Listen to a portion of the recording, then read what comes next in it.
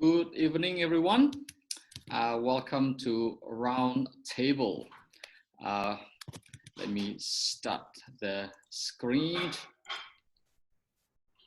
Well, as you can see from the screen, RoundTable is about discovering truth one question at a time. We are passionate to equip Christians to engage with the big questions in life and to help everyone discover the truth of Christianity, one question, one topic at a time. We also want to show that Christian worldview is still very much relevant in today's world, and that it gives us the much needed resource to live a meaningful and purposeful life. RoundTable is a ministry of CrossCulture Church, which is based in Melbourne, Australia. And tonight, I want to also extend my welcome to those who log in from outside of Victoria, Australia. Some are from interstates, and I know at least one person logging in from Vietnam and another from the United States. So welcome to all of you. And for those of you who have attended RoundTable last year, well, you will have a very different experience today.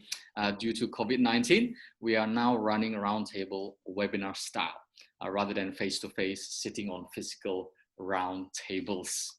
So unfortunately, there will be no group or table discussions tonight, but I still hope that we can have some level of interactions, and I sure hope that you will still benefit from Roundtable this evening. So a few housekeeping matters. Please use the Q&A window to ask your questions. The chat window is also open, so feel free to, if you want to maybe send messages around. But if you want to ask your question, please use the Q&A window. We will try to answer your questions at the end of the presentation.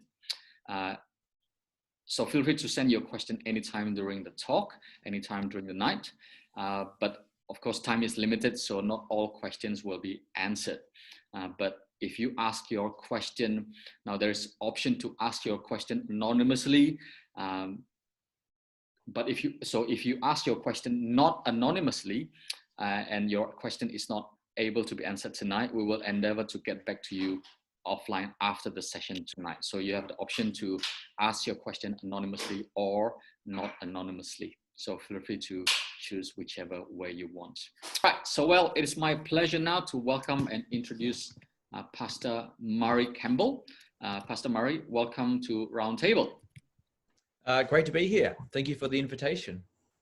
Let me ask you a few questions just for us to get to know you a little bit. Apart from what we have mentioned from the poll just now, could you tell us a bit more about yourself? Sure. Well, I thought the name of my blog was Play Your Guitar with Murray. So I got that one wrong. Apart from that, in fact, I don't play the guitar at all. Yeah, okay, so my name's Murray. I'm married. I've been married for 21 years to Susan, and we have 3 children. We have a boy in year 10 at school, another son who is in year 8, and a daughter who is finishing up primary school, grade 6 at the moment. And I've been serving as a pastor here at Mentone Baptist Church for the last 15 or so years. All right, thanks so much for that, Murray. And when I check out your blog, it also says that you're actually a classical pianist. So wow, that's amazing. So maybe next time when you present, you should play a bit of your piano as well. Anyway, what are your most and least favorite things during this lockdown? Sure.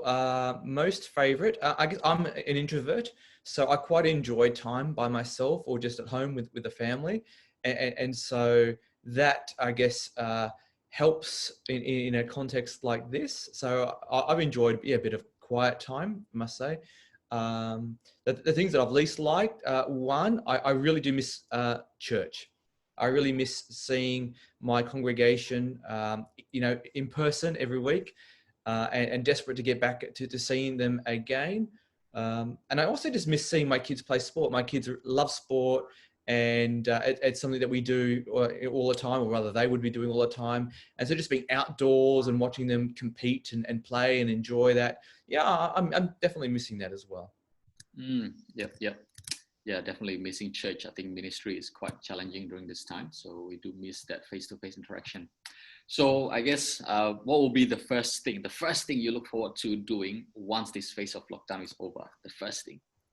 Oh, well, it's the same answer probably as the previous question. First thing, I want to be at church. And second, to be watching my kids play sport again. Looking forward to that. Cricket season starts in a couple of months, so we've got a bit of time. But yeah, looking forward to that.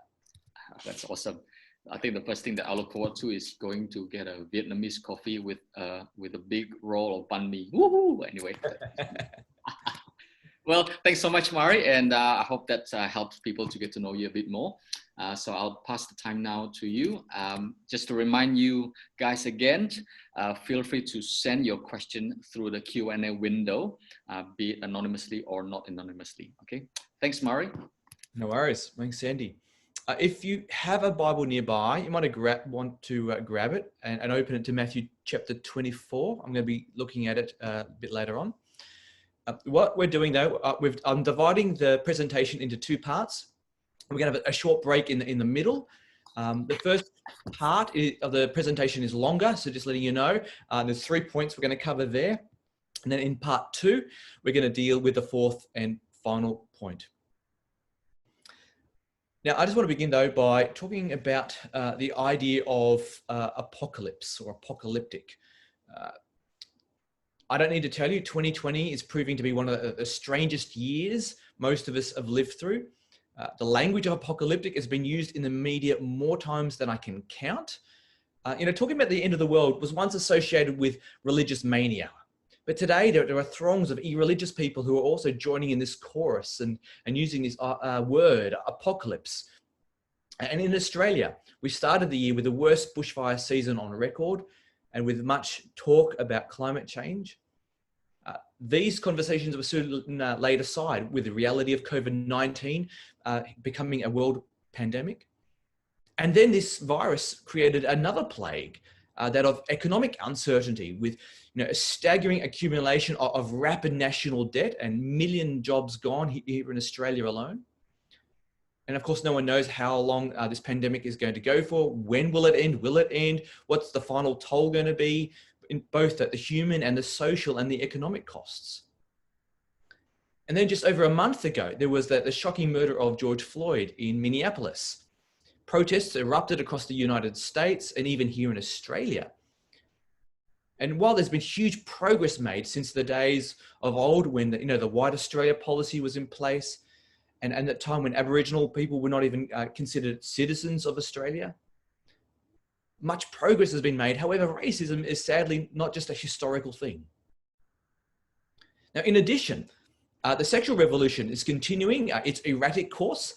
It's a bit out of sight at the moment, but it's still there and doing its work. In particular, the transgender movement, which is requiring total allegiance and the automatic counselling of anyone who dares question their dogma. Cancel culture has become a sign of the times. Now, all of these things, if you're thinking that's more than enough for 1 year, well, it is. And we've just turned into the second half of this unforgettable year. And any one of those stories could be the mark, the stamp of what this year is about. But of course, there is more. On July 1st, our Prime Minister, Scott Morrison, made a major announcement regarding an issue that is still not getting the public attention it deserves. The PM gave this rare and important address regarding the defence of our country. And he announced a $270 billion investment for our military, including long-range ballistic missiles. And this speech and decision is a direct response to the growing geopolitical threat posed by communist China. On July 9th, so just a week later, the government announced temporary visas for Hong Kong citizens and is now trying to welcome Hong Kong businesses who are looking to leave Hong Kong and to come to another country. And our government is preparing ways for them to come to Australia. And we know already China's role in covering up the true extent of the coronavirus is an issue, but it's far from the worst of it. We're finally hearing those stories of 1 million Uyghurs who are remaining locked away in re-education camps in northwest China. Christian churches are continually oppressed and Christians arrested. And yes, then there's that growing interference in Hong Kong and also the military expansion in the South China Sea, border tensions with India. When history books are written in, say, 50 years' time, of all of the myriad of major issues facing us this year, it probably won't be the bushfires or the race protests or transgenderism or even the pandemic that will feature. I reckon the story will be China. When it comes to China, that the language of a new Cold War is being suggested by academics around the world. Neil Ferguson, for example, he's the senior fellow at the Hoover Institution at Stanford University. In December last year, he started to argue that a new Cold War had started. He explains, quote, "Something changed in 2019.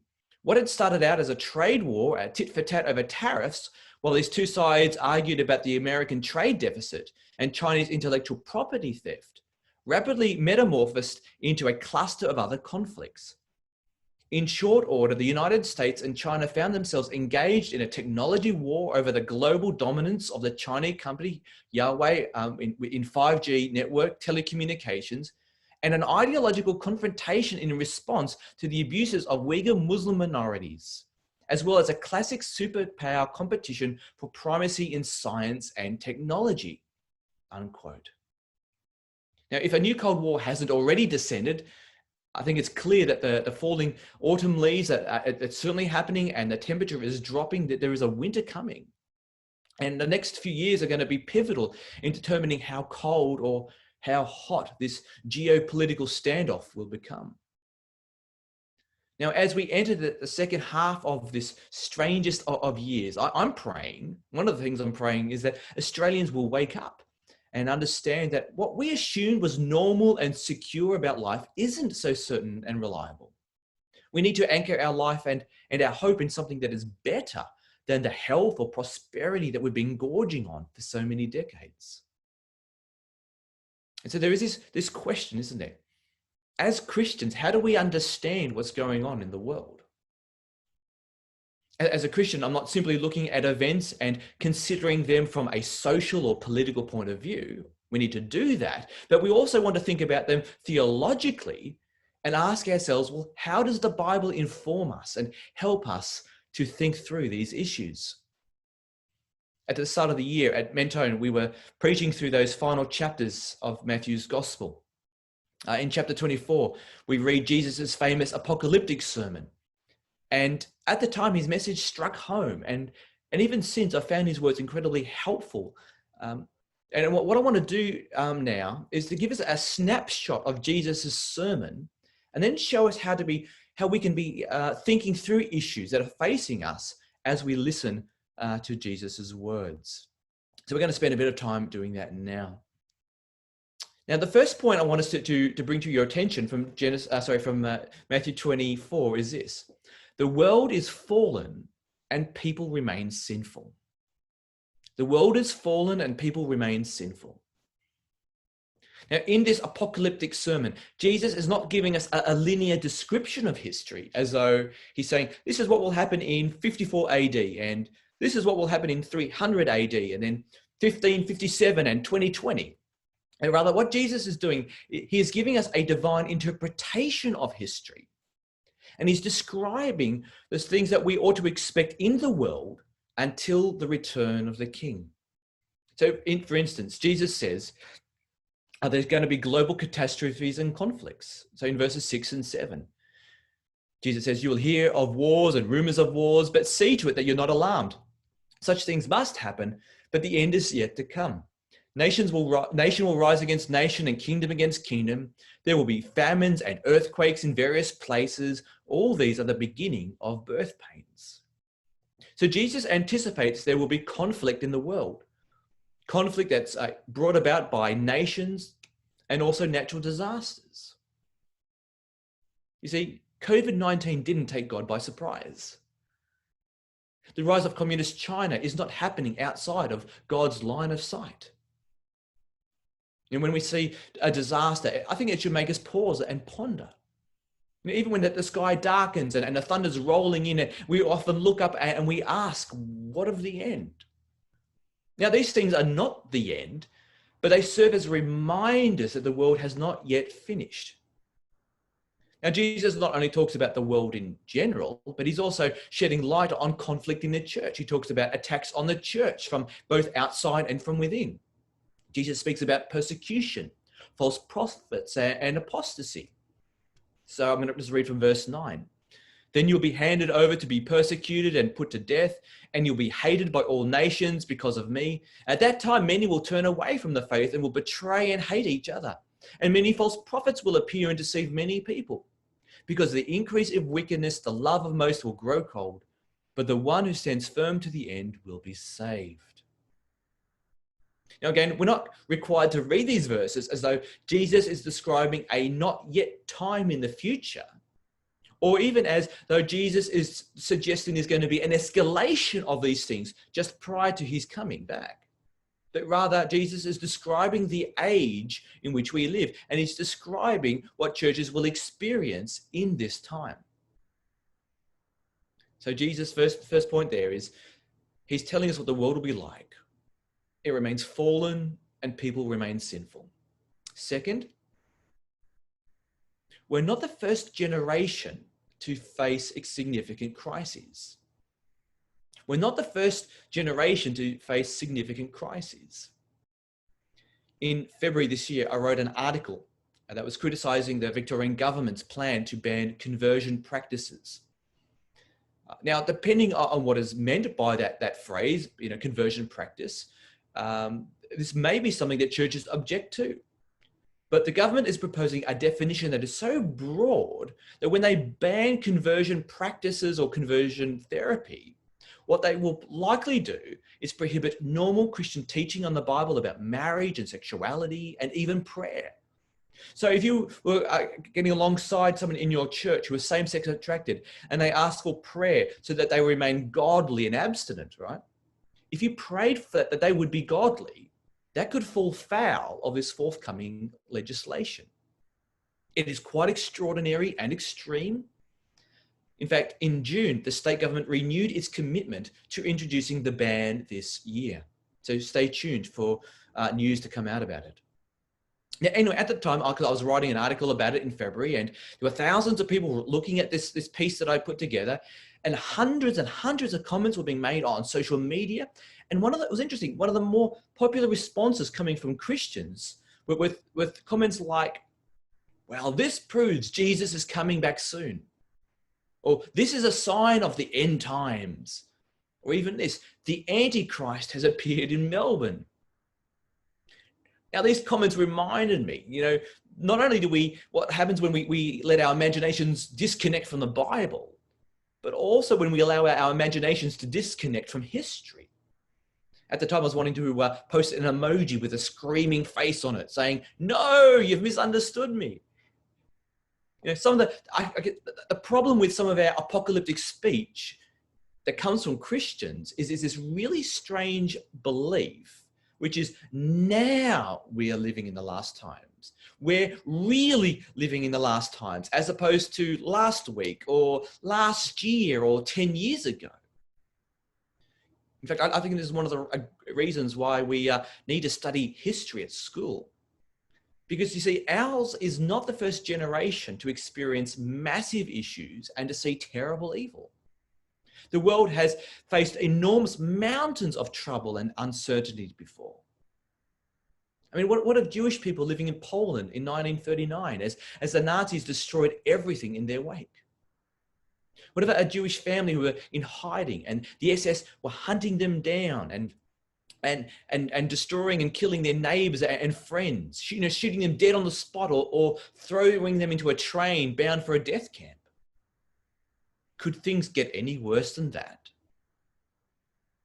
Or what about those who were living in the 14th century in Europe as the Black Plague killed 1/3 of the continent's population? Could things be any worse than that?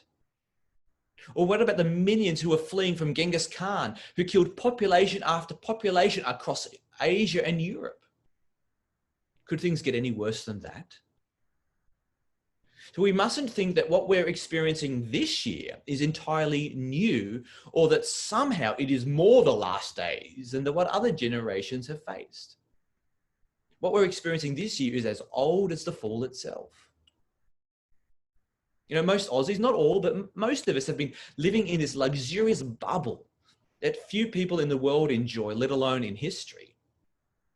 Now, there are major issues facing us that we need to deal with.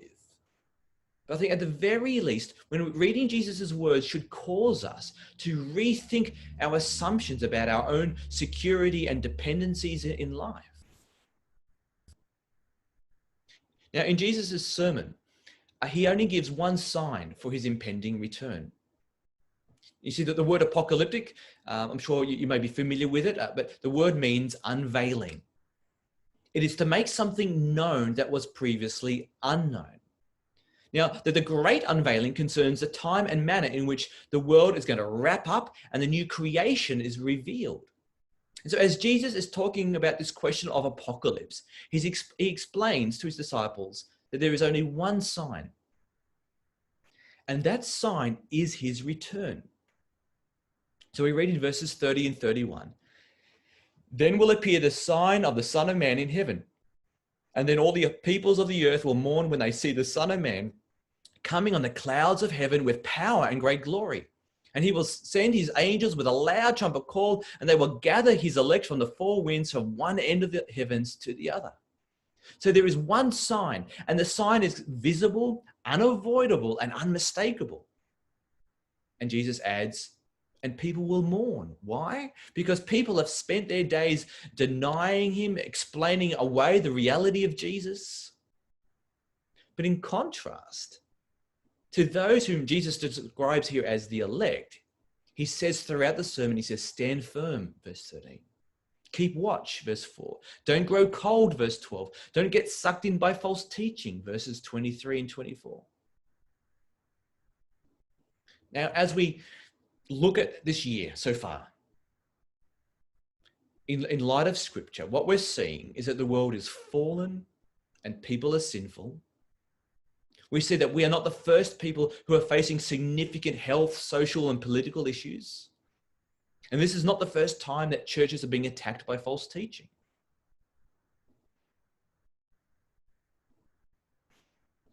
There's a third point that Jesus establishes in this apocalyptic sermon, and it's this: God is sovereign. Despite the uncertainties that we're feeling and experiencing and seeing this year, God remains sovereign. And in Matthew 24, Jesus gives us three indications of God's sovereignty. I mean, number one, Jesus is explaining what the world will be like with great accuracy, isn't he?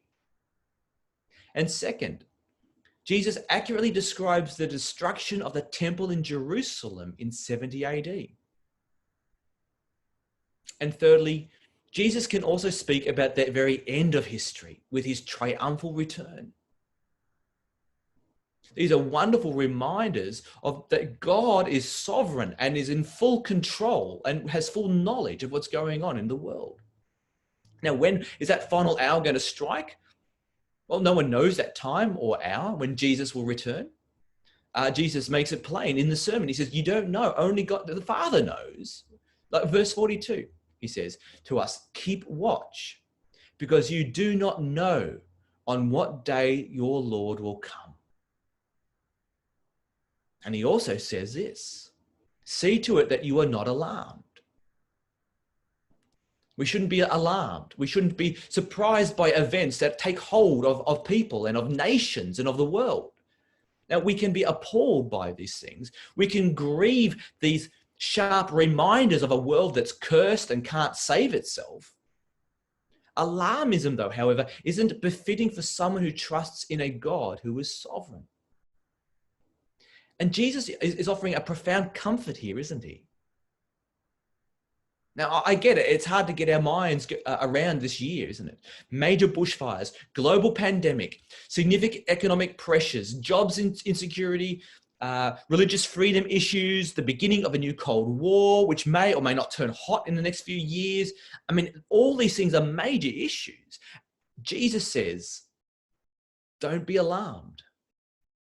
God is not taken by surprise.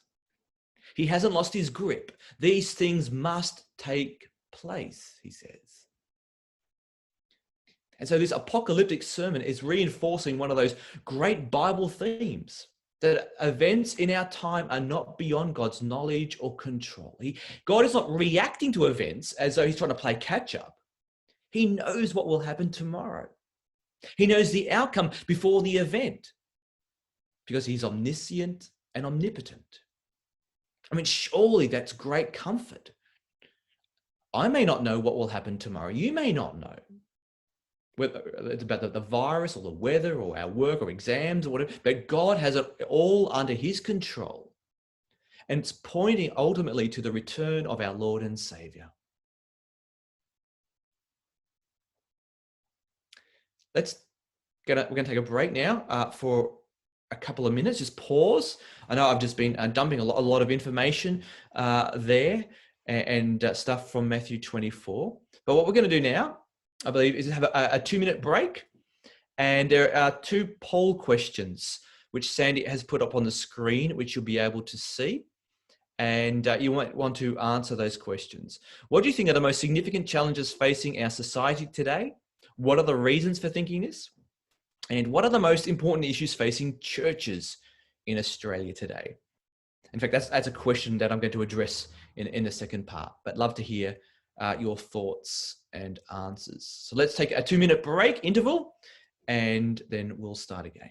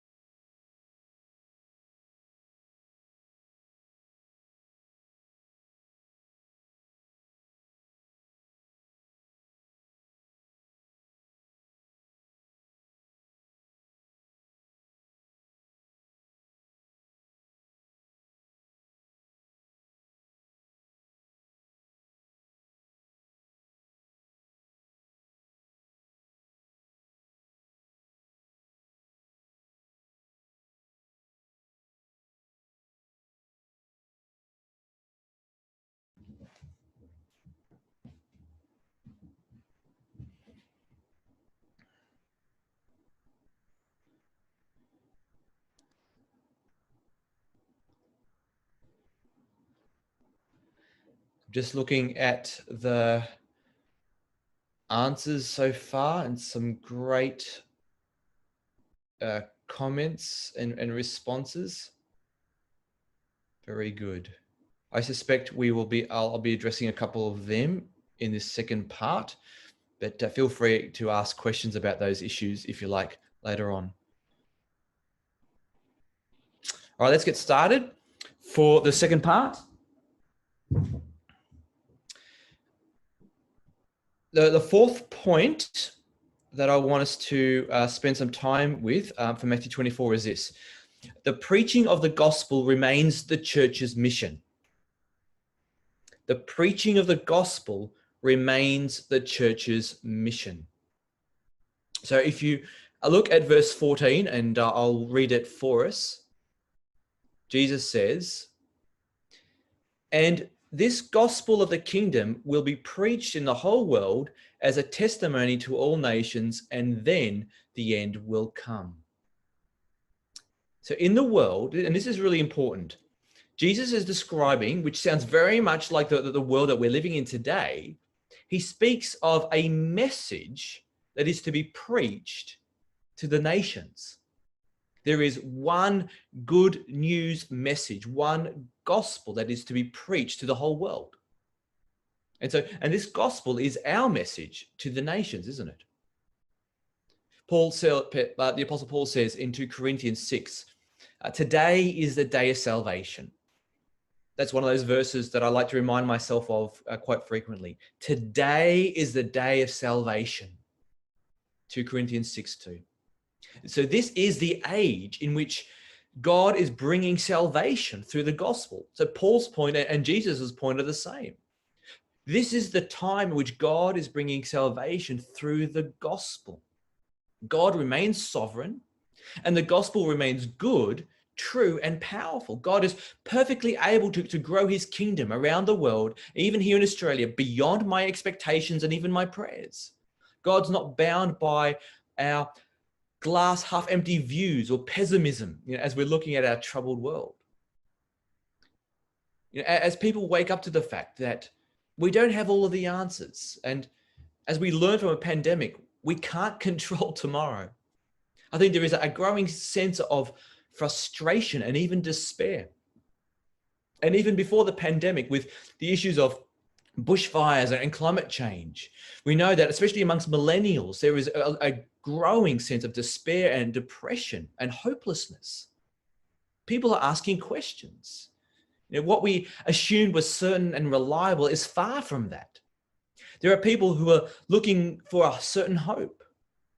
And of course, God in his grace has given us his gospel, which is the power of God for the salvation of everyone who believes. This good news is hope. And so the task for the church is to preach this gospel of Jesus. In times of uncertainty, in times of evil, in times of despair, Jesus reminds us the gospel is to be preached throughout the world. And I want to make 3 points about this. Number one, as churches, we need gospel conviction. We need gospel conviction. So the message that you talk about most is the one that you're most passionate about. It's the message that you turn to for hope. It's the message that's front and center in your church. I wonder what message are you relying on to keep yourself going in the Christian life? What message are you relying on to keep the church united and growing? The message we speak and the ministries we use reveal what our deepest convictions are, what we ultimately trust.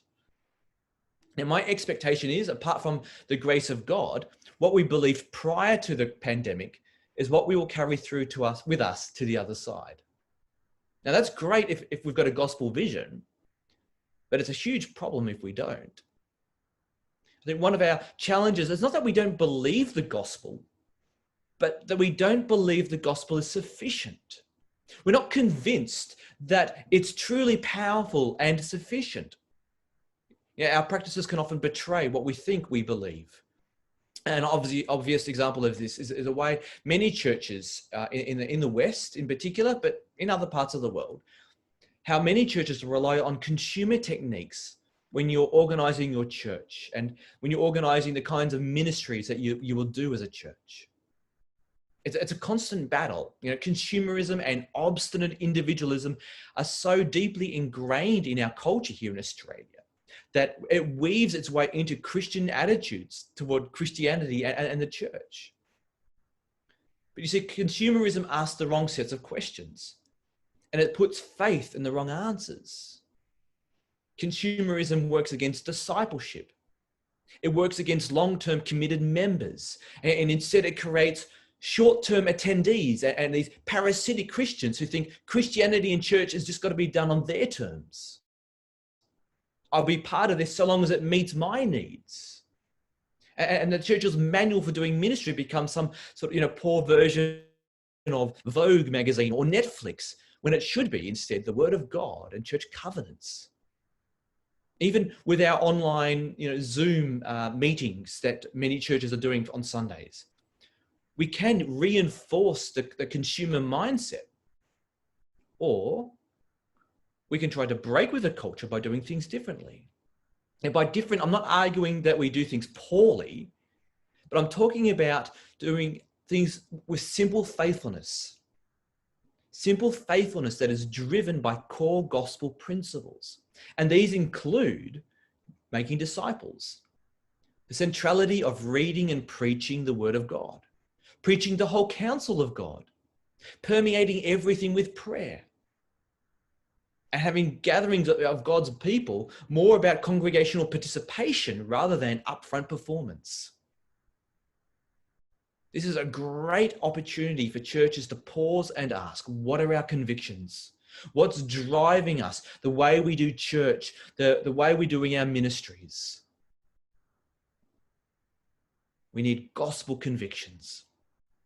And second, let's work on gospel clarity. Now, when churches are finally able to meet up again in person and ministries start up again, most churches will not look the same that they did in February. Very few churches, I suspect, will be able to return to what they were doing in February, just 5-6 months ago. There are going to be constraints put us, and that's not entirely bad. For example, there are going to be financial constraints. Likelihood is most churches are going to have to live leaner and more focused. And that means what we need to do, and again, this is an opportunity, we can reconfigure our mission and our ministry priorities.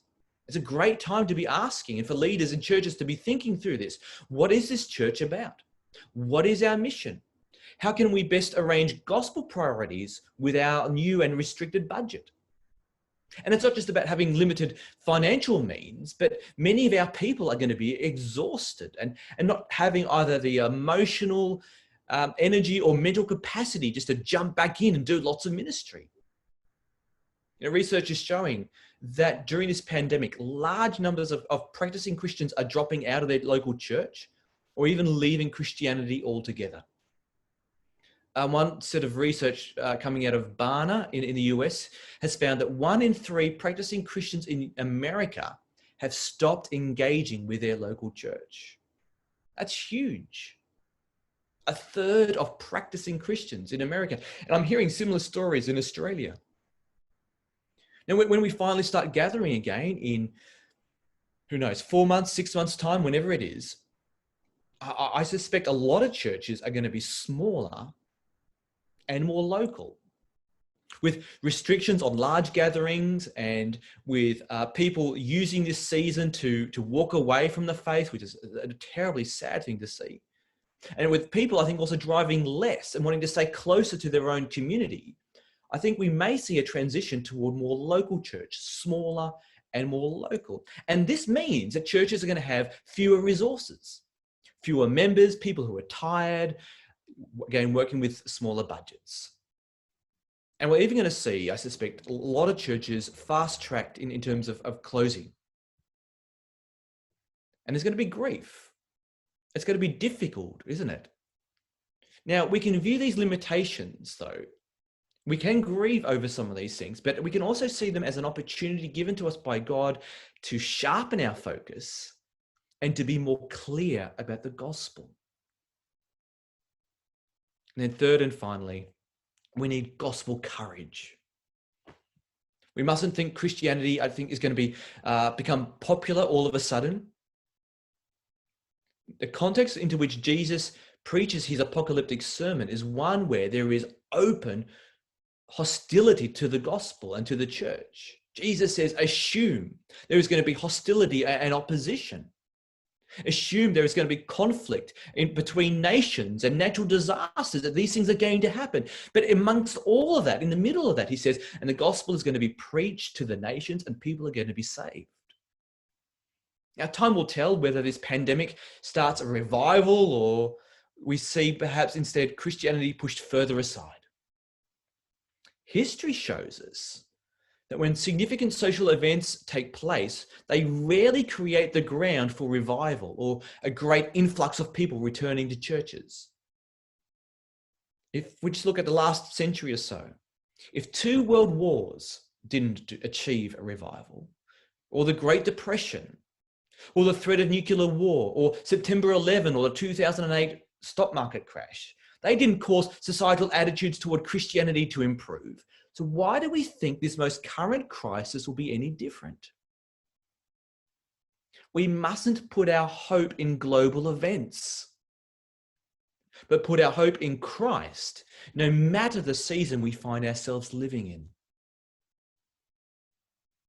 I think there are certain trends emerging in our culture that suggest it's going to be harder for Christians and for churches in Australia. At the same time, people in our communities are more fearful, anxious, asking questions. Take initiative. Offer the good news of Jesus Christ. If people are fearful, let's offer his comfort. If people are looking for hope, present the secure hope that we have in Jesus. You see, in an apocalyptic age, this is our mission. I just want to finish up with a few verses from Colossians chapter 4.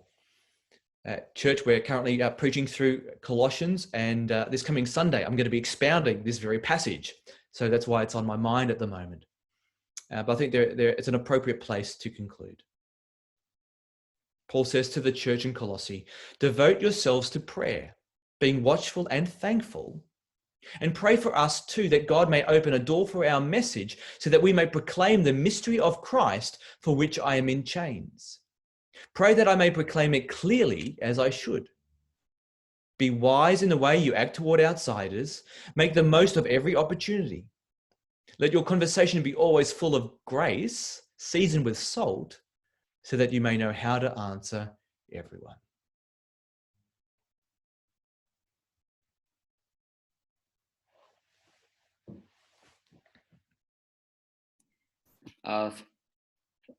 Thank you so much, Murray, for helping us thinking through all these different issues that we're going through, and I really appreciate the fact that you put our perspective in the right place. That this is not the worst. I mean, as in this pandemic or this crisis has happened before, and sometimes we think that why it happens in our lifetime, but it happens in almost every lifetime, and it's good to help us put our perspective in the right place.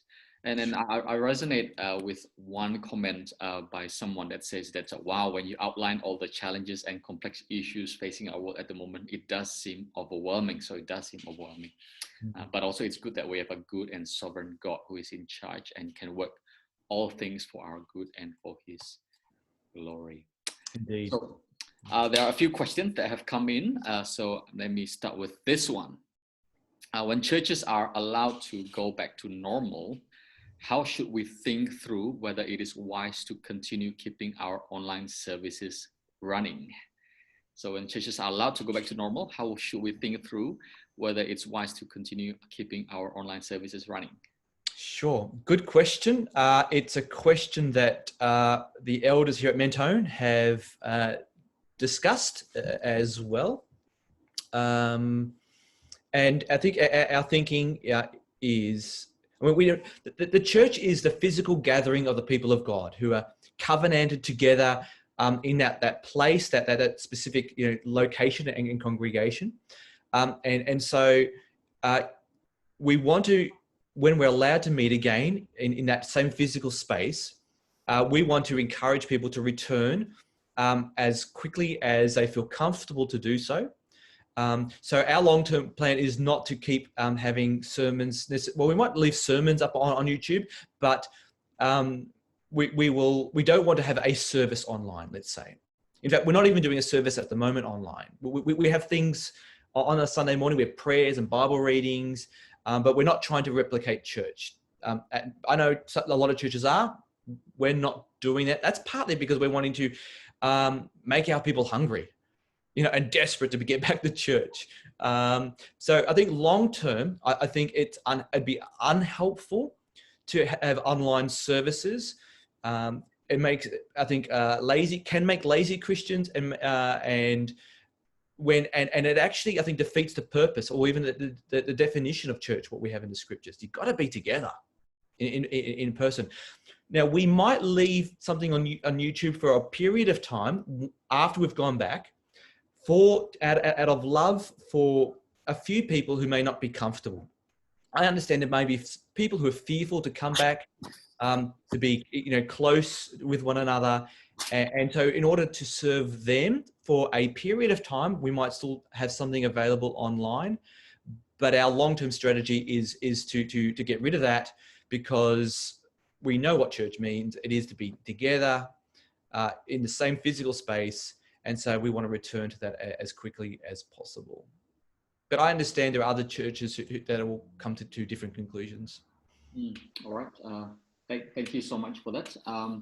Another question. I think you mentioned about the gospel conviction, gospel clarity, and gospel courage, which I believe, whether it is in pandemic, pre-pandemic, or post-pandemic, we need the three things all the time. So I'm just thinking, do you sense any difference on those about those 3 points post this particular pandemic? Is there any difference at all, or is it more like we just keep doing these three things? But is there anything different with the COVID? You know what I mean? Sure. I mean, there obviously are differences. I don't think there are any theological differences. I don't think the mandates in the Bible are any different. But our circumstances have changed and are changing, quite significantly. I think gospel courage, one thing that might change, not because of the pandemic, but possibly because of issues of freedom of religion in Australia, especially in Victoria. Again, if this legislation about gay conversion therapies is passed in the Parliament this year, which is the intention, it could be against the law to preach on certain parts of the Bible, to preach from a Christian perspective. That is not out of the question. Now, the government may come to realize that they need to change their definition of conversion practices and make it a narrow definition rather than a broad one. But under the definition they're currently proposing, churches could easily get in trouble for what we teach about marriage and sexuality, for what we pray for people in regard to marriage and sexuality. So there is, because of that issue, gospel courage for sure. So that might be a new thing. Wow. Okay, that might be a topic for the next roundtable. We can think about that a bit more. There's another question, Murray. Would love to hear your comment on this. While we predict to see smaller churches after the lockdown, would it perhaps be encouraging if we can see more gatherings? That is, seeing more smaller churches in Australia. Could this be potentially the start of more grassroots Christian movements and personal revivals? So I don't know if you have any comment on that. My reason for thinking that churches, generally speaking, will become smaller is twofold. One, over an extended period of time, there are some Christians who are just going to be disconnected and choose to disconnect from their local church and to leave, maybe join another church. or perhaps just drop out altogether for an extended period of time, which is sad. So I think churches are going to lose people. But we're praying also that we grow and that people are wanting to find out about Jesus and will become Christians and join our churches. And I'm sure some of that will happen as well. So my view is not that big church is bad and small church is good. I think big church can be fantastic and faithful and glorifying to God. We need big churches for different reasons, I think. And we also need small churches. And I think they both can serve different parts of the community. They can do different ministries more effectively and well. But we don't want a big versus small sort of mentality. But I suspect because people may leave their churches, but also because we're becoming more local, and living in our own little communities, people might decide, well, wouldn't it be great actually to join a church in my neighborhood rather than wherever, And so I think that there might be some of that going on, and that the benefit of that is it might help strengthen some struggling churches, local churches. But the other benefit is if you're wanting to invite a friend to church, I don't need to say to them, it takes me 3 hours to get to church. Do you want to come with me? Actually, it's 5 minutes away. So it probably makes inviting friends to church easier. Depending where you live, of course. So there are some upsides, but I praise God for small churches and large churches alike. And I think, God makes both and we need both. Yes, totally agree with you on that, Murray. Another question, in light of the increasing opposition or open hostile opposition, can you comment on how we balance showing love and openness to people and how to stand up for the values that the Bible teaches? Yeah, that's really hard, isn't it? I mean, it's easy on paper, but in real life, it can get very complicated. I think it helps to remind ourselves each day that we are saved by grace alone. I am a sinner who deserves the wrath of God. But God in his mercy has redeemed me and forgiven my sins. So I think we need to keep preaching the gospel to ourselves. That helps change the way I look at other people and view them. And so I don't see them as an enemy or as someone to dislike or whatever, as an opponent, but someone who needs to know Jesus. And so I think that's the best thing that we can do. And a second thing we can do is just listen. That the person who is really angry toward you may be really hurting. They might be just an incredibly awful, hateful, spiteful person, but they might be someone who is deep down struggling and hurting. So try to listen, ask questions, ask open questions to try to elicit more information. And that can be really helpful as well. And even by the tone, show that we care for them, show that we want to love them and be gentle with them. So that's it's not just what we say, but it's how we say it. It's the motivation, all those things together. And it's not always going to work. And social media is an awful place to try and do it. It's because it's very hard to communicate on Facebook and Twitter. Misunderstanding. We misunderstand people who are actually saying good, helpful things, let alone someone who's trying to attack us.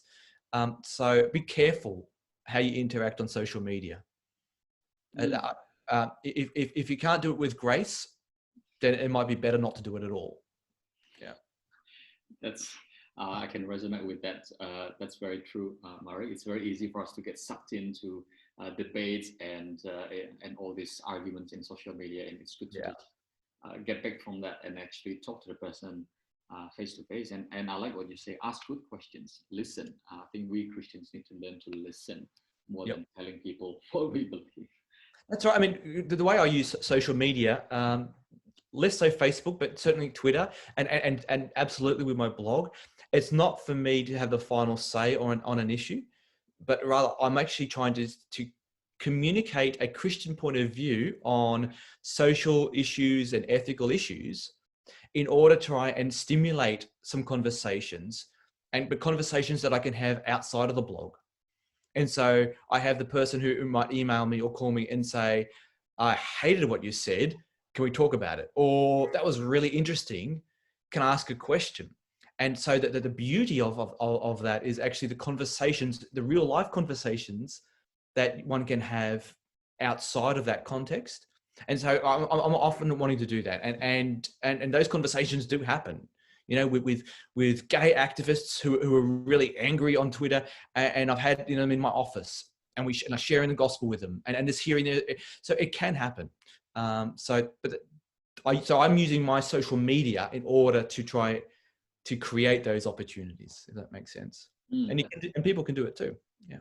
Yeah, that's very, very helpful, Murray. Thanks so much for giving a bit more on that. Another question, any thoughts about the dropping ability to or tolerance for reading long form text due to TV or Twitter, and how will that impact our one-to-one Bible reading, be it with Christians or also with non-Christians? So any thoughts about the dropping ability or tolerance for reading long form text and how that impacts our one-to-one Bible reading with other people? Yeah, sure. I don't know if I've got anything really helpful to say, other than a lot of generations and cultures have had different issues when it comes to reading, whether it's because they weren't taught to read or what, you know, I mean, so there are always presenting issues, and I get the whole thing that it's harder to read long texts. I struggle with it, and for different reasons. I've got one eye, and that doesn't work very well, the one that I got, so I can't actually read very much text either. So listening to books, or I use audiobooks, and I still like to read the scriptures, but I also listen to the scriptures. So that's another way of learning. And that's what cultures did for millennium, didn't it? You know, for hundreds of years before most people could read. But I think it's worth trying to train yourself. So I think for most of us, say each day, spend 5 minutes reading the Bible, and just make yourself do it. And then over, say, 5 minutes every day. And after a week or 2 weeks, then extend it to 6 minutes and to 7 minutes. So you can train yourself. You can discipline yourself to improve. To do it with reading the Bible, do it with reading a book. So try not to read on the screen as much. Close the screen and open a book and start short, small, and then try to just build up on that. And I reckon after 6 months, you'll notice a massive difference. Yeah, so give it a go. Yeah. A while ago, a long time ago, I didn't grow up reading, and then somehow I come across the term reading muscle. I didn't know that there's such thing as reading muscle, and they said it could be trained. So I thought, okay, maybe, and yeah, true enough that I love reading much more than 10 years ago, 15 years ago, definitely. So there is reading muscle, and you can train for it. So thanks, Murray. Absolutely. Another one, in light of talking about the gospel conviction, gospel clarity, and gospel courage, how should Christians respond to politics and laws that go against the Bible?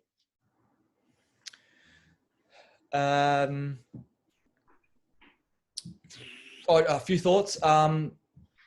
Not everything we think goes against the Bible does go against the Bible. I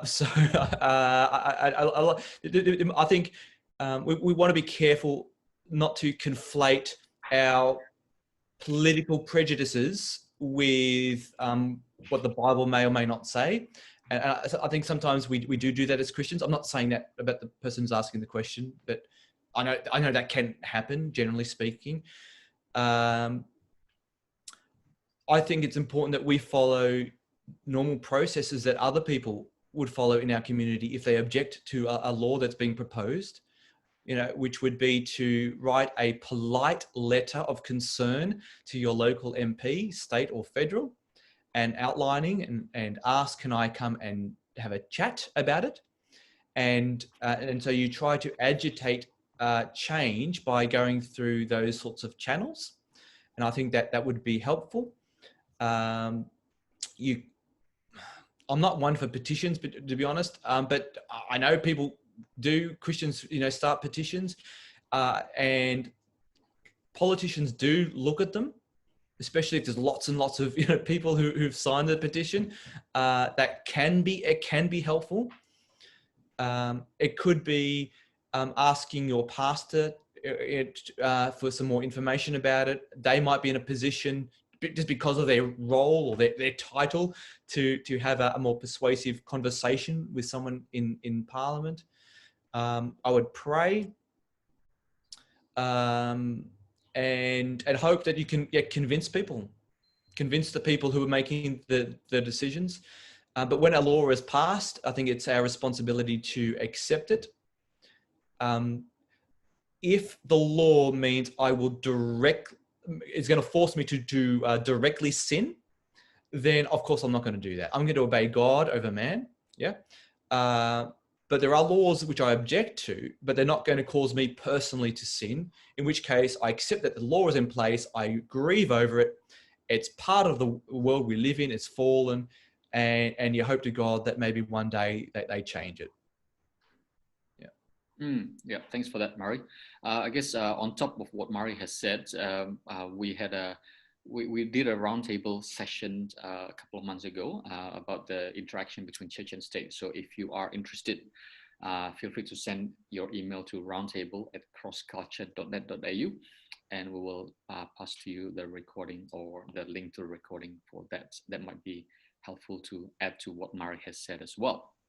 Another question, this is coming from a campus student ministry leader. In dealing with this pandemic, some of us in our university Christian organization have realized that we rely too much on events or set times to minister to others. Of course, in church, that can be the same thing as well. Like on Sunday, on prayer meeting, on church events, So, however, with this pandemic, we have lost all events to be Christian in. So what do you think are the basics of the gospel that we should turn to? So what would ministry will look like post-pandemic? Okay, in terms of what one does, the answer is going to be different for, say, uni ministry as opposed to a church ministry. Because by definition, a uni ministry doesn't require those students to be in the same place, because you're not a church. Whereas a church needs to be by definition, of what the group is. So could you just just give me the question again, so I've rightly understood it? Yep. So during this pandemic, I guess, some of us in our university Christian organization realized that we rely too much on events, to minister to others.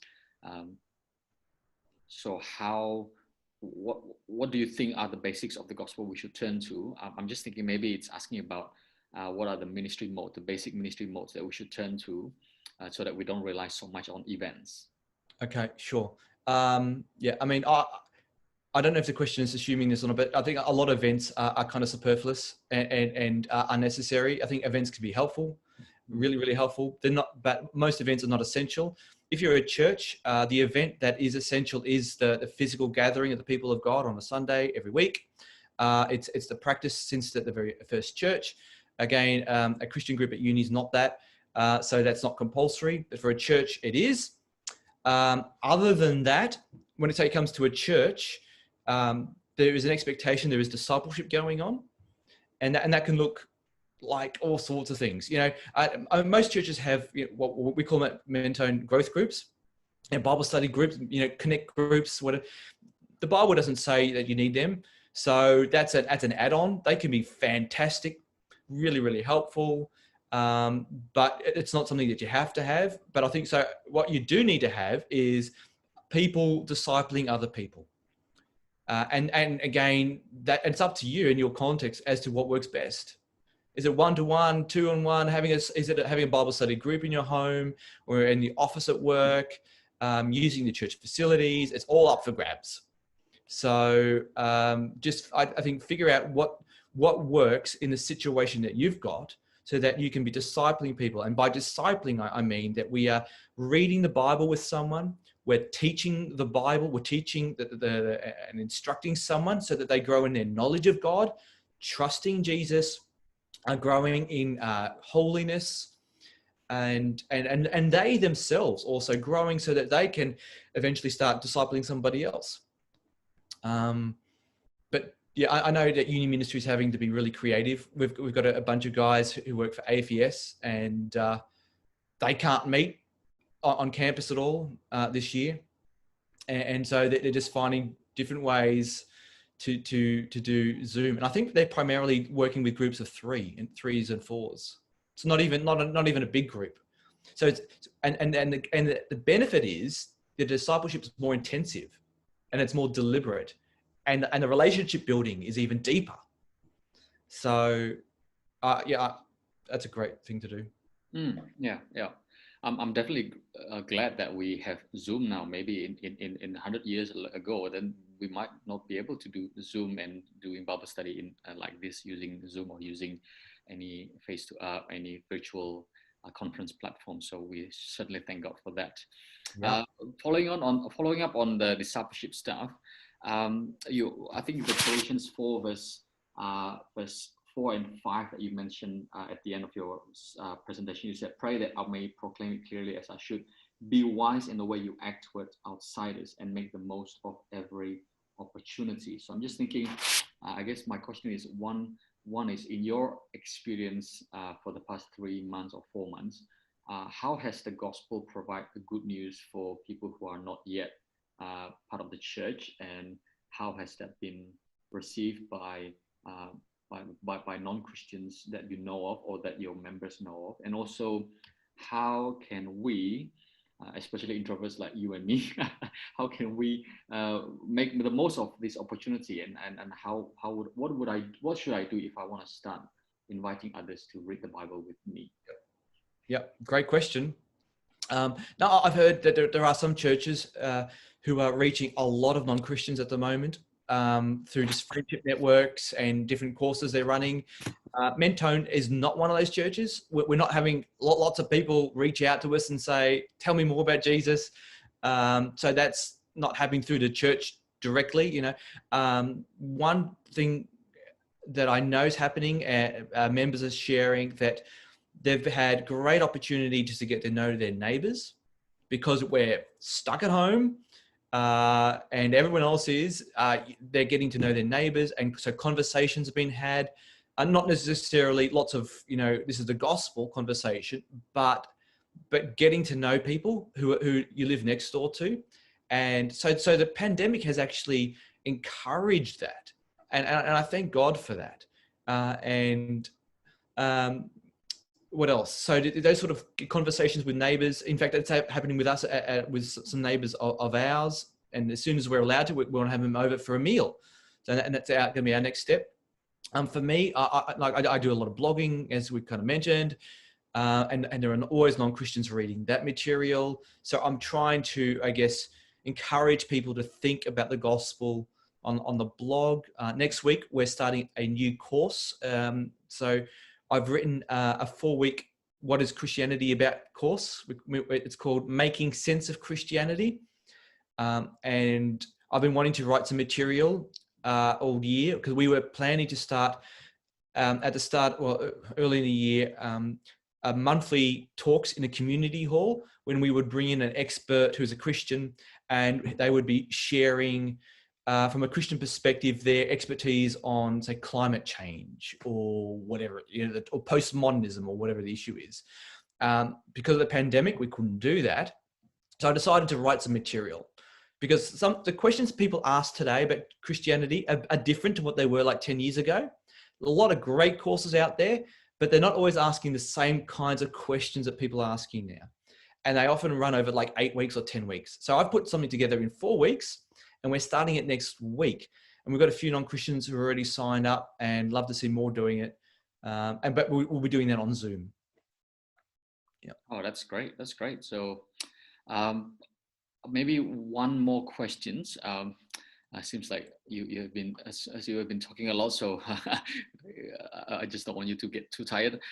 Just one question, and it says, "Murray, in your opinion, how should Christians respond to the Black Lives Matter movement?" Now, before you answer that, just to let everyone know as well that the next roundtable is actually on the topic of Christianity, religions, and also racial reconciliation. So that might be a bit more on that. But I'm just interested also to hear your thought on this, Murray. So in your opinion, how should Christians respond to the Black Lives Matter movement?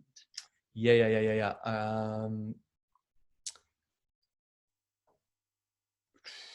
A few things that I've been doing.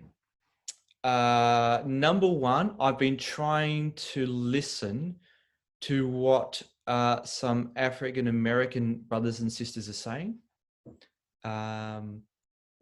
and that's been helpful for me, because I think it's easy in Australia, regardless of what ethnicity we are. I think it's very easy for us to either jump completely in or to be very standoffish, and so I wanted to take some time to listen to what they're saying, and that's helpful. And the Gospel Coalition in America has published a few articles on that, and people sharing their stories. So I'd encourage people to look at that. That's one thing I've done. I wrote a piece about racism in general, not Black Lives Matter specifically, to recognize that racism still exists. And now I know there's a lot of arguments: is it systemic racism? Is it just individuals who are racist? And I'm trying to avoid a lot of that. I think it's so heated; it's very hard to speak into that context at the moment.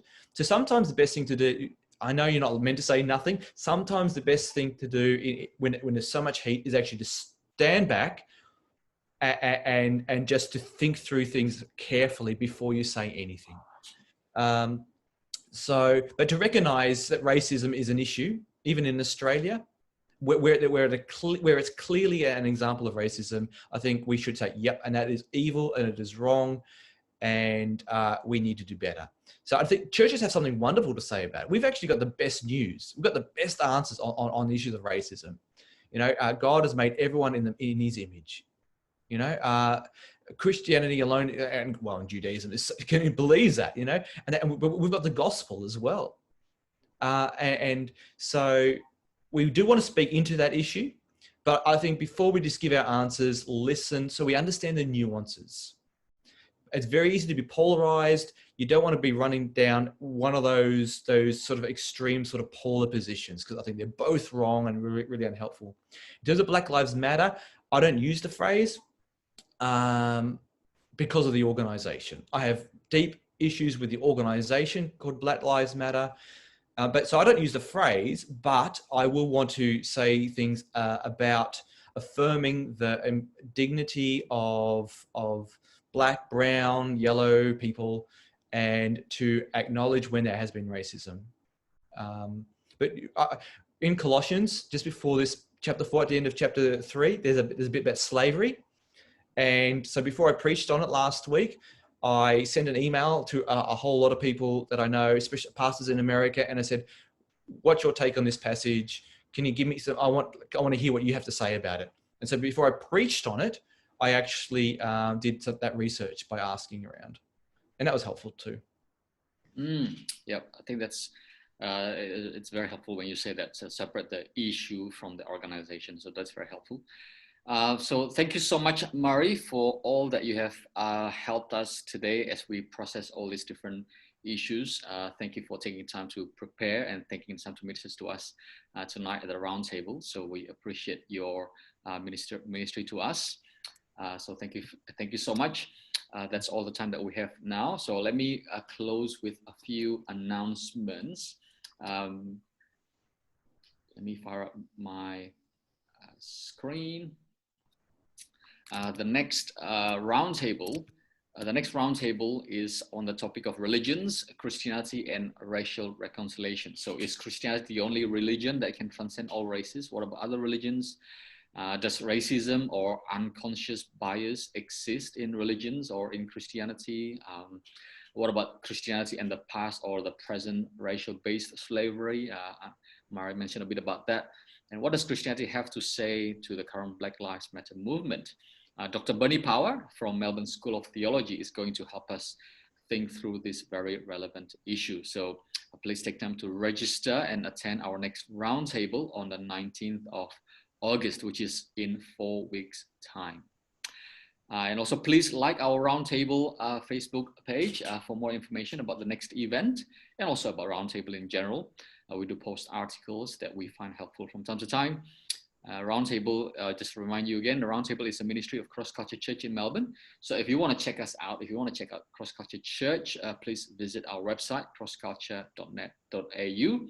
You're welcome to tune in to our regular Sunday service online as well, both in English and in Mandarin.